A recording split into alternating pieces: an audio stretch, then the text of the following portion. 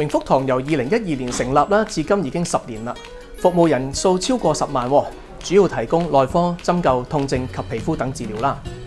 好多人問我，中醫可唔可以幫到 SEN 小朋友㗎？唔講唔知，原來透過中醫嘅針灸推拿，可以大大提升到 SEN 人士嘅情緒同埋運動表現。如果配合耳穴啦同埋中醫藥嘅調理效果非常顯著，係咪咁勁？試下咪知咯。有見及此，榮福堂今次送出一個義診服務同埋養生湯俾大家試下，記得揾我攞 coupon 啦。希望喺 SEN 小朋友成長嘅路上，榮福堂中醫可以攜手伴住啲小朋友去成長，發揮佢哋獨特同埋有天賦嘅才能。